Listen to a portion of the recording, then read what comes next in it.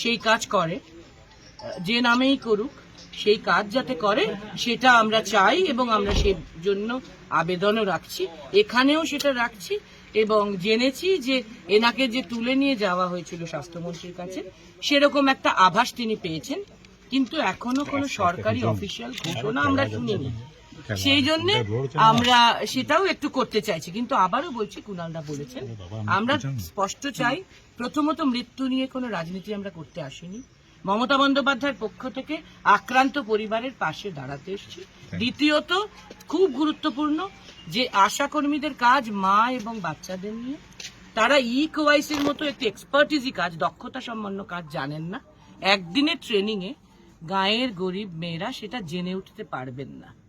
আমরা নই যে শহরের ফটফট করা বাবুরা, তো তাদের আর একটু সময় দিতে হবে। এবং এটা আদৌ এই পলিসিতে আশাকর্মীরা এফেক্টেড হচ্ছেন কিনা, কম টাকায় যতটুকু তারা ভাতা পান তাতে এত বড় কঠিন কাজ তাদের করার কথা না, সেটাও দেখতে হবে সরকারকে বিবেচনা করে। এর জন্য আলাদা দিতে হবে কিছু তাদের পাশে অনারেরিয়াম। এবং আমরা এসআইআর এর সময় ভোটের আগে দেখেছি এইভাবে অন্যায় চাপ দিয়ে বিএলওদেরকে অনেকে মারা গেছে, আত্মহত্যা বা হার্ট অ্যাটাক বা স্ট্রোক। আশাকর্মীদের মধ্যে এই যেন পুনরাবৃত্তি না হয়। আমরা সমস্ত আশাকর্মীদের জন্য এই আবেদনও সরকারের কাছে রাখতে চাই যে এটা ঠিক হবে না। আর তার উপর নেটওয়ার্কের প্রবলেম, ওরা কাজটা জানে না, তাই কাজটা একটু ধীরে হবে, এটাই স্বাভাবিক।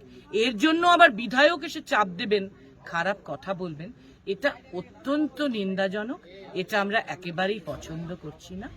বিধায়ককে যেন সম্মানীয় মুখ্যমন্ত্রী একটু শেখান, একটু বাড়িতে পাঠান, একটু দুঃখ প্রকাশ করান, বা সরকার থেকে যেন বলা হয় আশাকর্মীদের যেন একটু আশ্বস্ত করা হয়। কারণ তারা যে দুঃখিত, চিন্তিত, ক্ষুব্ধ, সেটা আশাকর্মীদের মুভমেন্টে বোঝা যাচ্ছে।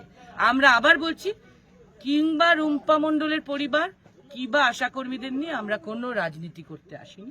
মমতা বন্দ্যোপাধ্যায়ের পক্ষ থেকে আমরা আক্রান্ত মানুষদের পাশে দাঁড়াতে এসেছি।